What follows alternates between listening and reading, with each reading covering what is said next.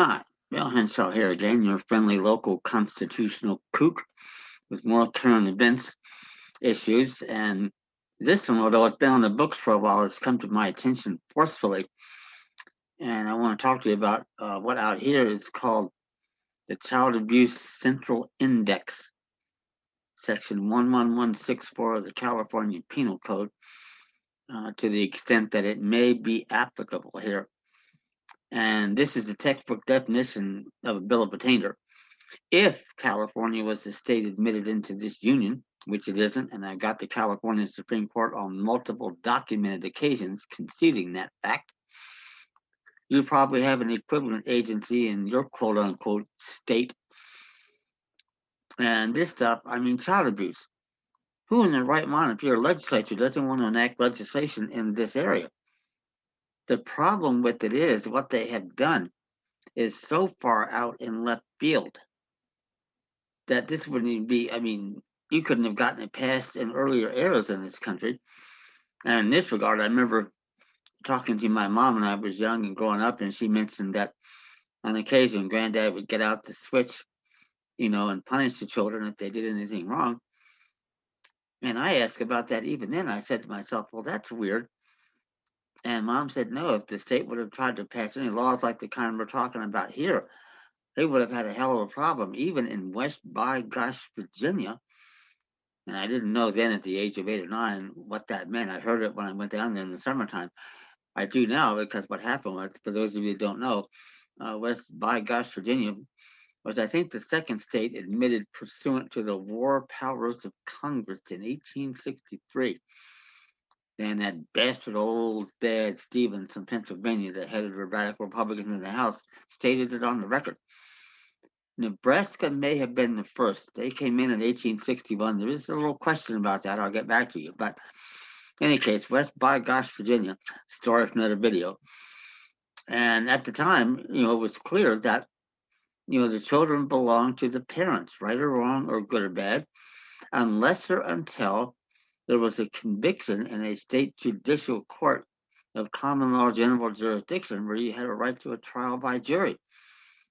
That's the rights we have pursuant to the Constitution. Now, child abuse is a troubling area. Don't misunderstand here. It is. But at the time, that's the way it was. And people lived with it and they got along. And that's called our greatest generation, by the way, the generation that my mom belonged to. So I don't think she suffered any long-term consequences as a result. And she told me she rarely ever had that. It was mostly her younger brothers that would get into mischief and ended up paying the price in that regard. But, today, my goodness, let me read you here what it says. It says, this article shall be known and may be cited as the Child Abuse Act. The intent and purpose of this article is to protect children from abuse and neglect. In any investigation of suspected child abuse or neglect, all persons participating in the investigation of the case shall consider the needs of the child victims and shall do whatever is necessary to prevent psychological harm to the child victim. What the hell is psychological harm, quote unquote? The Supreme Court of the United States, if confronted with this issue directly, would have to rule that it's void for vagueness. Case on that is Colander v. Lawson. And you can get, send me an email for information, unincourt@gmail.com on my constitutional defense document packets. And I'll send you this decision, one of the earlier ones by Justice Sandra Day O'Connor. If you don't know what it is, and all it says is psychological abuse, how the hell do you know the defendant, particularly without an attorney, aka a state bar association attorney, otherwise known as an unregistered foreign agent, who hasn't been appointed to office as required in territories by the president, Article 2, Section 2, and who has multiple irreconcilable conflicts of interest with our rights secured by the Constitution? You have no way to know. How the hell can you possibly put on a defense in a criminal case if you don't know what the government has to prove? Doesn't work that way, especially for you people out there in Sacramento. And there's a lot more reasons it doesn't work beyond the scope of this video. But trust me, if you get involved with this, And if we work together, by the way, I'm looking for people to work together that have had problems here, because you get on this list with basically an administrative hearing, no known level of burden of proof, in other words, in a criminal case, beyond a reasonable doubt. Here, they might not even need preponderance of evidence, 51 to 50. And you get on this index, which prevents you from exercising your right, to your property in the form of your time and labor, which they call the privilege of employment, quote unquote. It keeps you from applying for getting a license, business license or whatever, and or it can be summarily stripped if you're on the Cassie index. And I don't see how that's possible. But then again, remember, this is a government that only recognizes people who owe their what I call birthright citizenship to the non-existent 14th War Amendment. And those citizens have no rights that the de facto National Socialist government is bound to respect. It's all privileges. So in that case, you have no rights that you can invoke by the Constitution to get before the 90 parts and say, not so fast here. The way I do it, however, we get to the 90 parts and we say, not so fast. We have a right to a judicial court from day one. It's never been anywhere in evidence here. And that's the big deal. Now, does that, take precedence over any proven acts of child abuse to the child? That's a very difficult question, not an easy one to answer. I would opine, as I just have in a recent video, what the court said, and not the Supreme Court, for once, this is not a quote from there, and I wish it was, but from a federal district court, in throwing out an indictment, that for murder, and the guy would have been subject to capital punishment had he been convicted. And in fact, that happened in the state court in Montana, where this case was held. But the Montana State Supreme Court reversed it because they said the court didn't have jurisdiction because the act occurred on a federal military base. Well, the federal judge, in throwing it out and realizing there's going to be no second trial in Montana, double jeopardy, said, and I quote here, "It's unfortunate that a murderer should go unwhipped of justice, but more unfortunate that a court without jurisdiction should exercise it." That's the proper perspective. I wish we had judges in office like that. Are you listening, Amy Coney Barrett? That's the right perspective, because once you start going beyond the Constitution, the camel literally sticks its nose in the tent, and there's no going back. That's what it is we have to protect more than anything. And in the long run, I do think that takes precedence here. I really do. It's not a perfect rule, but it's one consistent with the Constitution, not in contravention of it. And we haven't even gotten to talking about, parental control over the kids, and marriage is already in trouble. And the one spouse wants to get the other spouse in as much trouble as possible, particularly if there's squabbles over money and inheritance and estates and prenuptial agreements. I mean, who knows? And all you have to do is convince a kid, 4 or 5 years old, to say what it is you want him to say, whether it's true or not.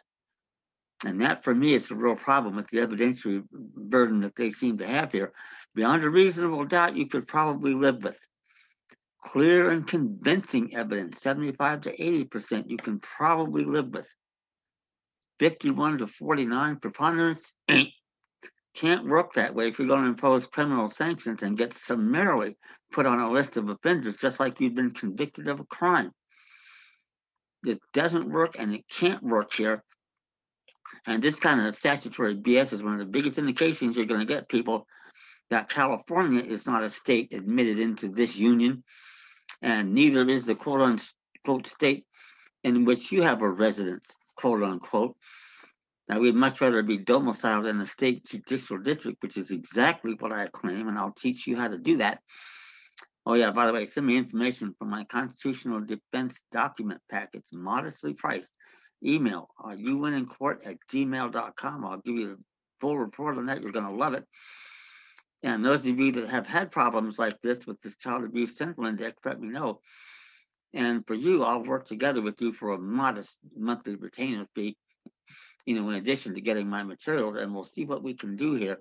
Probably not in their courts. That's a discussion we'll have at a later time. And with my materials, by the way, you do get complimentary phone consultations for just this kind of purpose, because there's going to be a lot of questions. There's no doubt about that. Now, nobody has all the answers, but over the course of 5 decades of intense, passionate, and independent study of the Constitution, history, and laws of the United States, I have a hell of a lot more than my share. And they're not going to be liked by anybody currently in the system, but they should be. That's a big point we have to get across, is that we don't want everything controlled from Washington, D.C. with federal, regional, martial law rule. We want it controlled in the states, ideally in the counties at the local level, where we have much more control over those offices and the elections really mean things. That's another video for another day, by the way. There are no elections, but trust me, a very interesting video on that. But that's what it is we want to get back.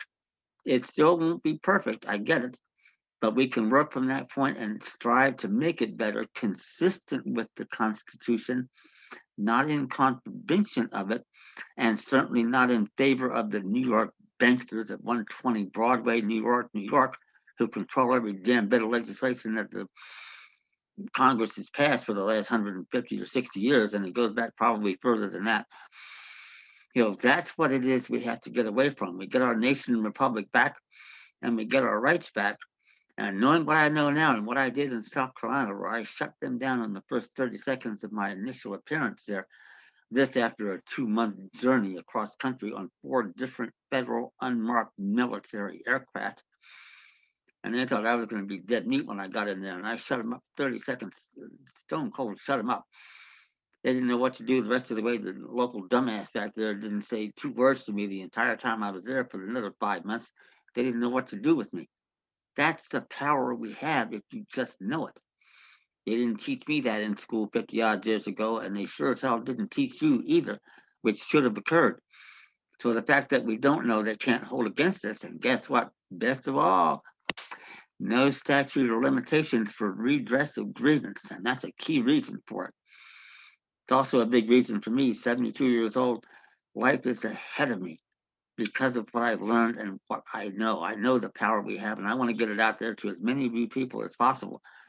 So that said, send me an email for information, youwinnincourt@gmail.com, and I'll get back to you with a lot of goodies that you're going to love, and we can go from there. Meanwhile, what we have to do is get us all working together here. Africans, Americans, Asians work together and cut out this divide and conquer BS they've been doing for at least 150 years. Because the sooner we start doing that and the more of us that start doing it, the quicker we get these bastards off our back. That said, remember to subscribe, like the videos, tell your friends, get the word out. We can do this. Thank you.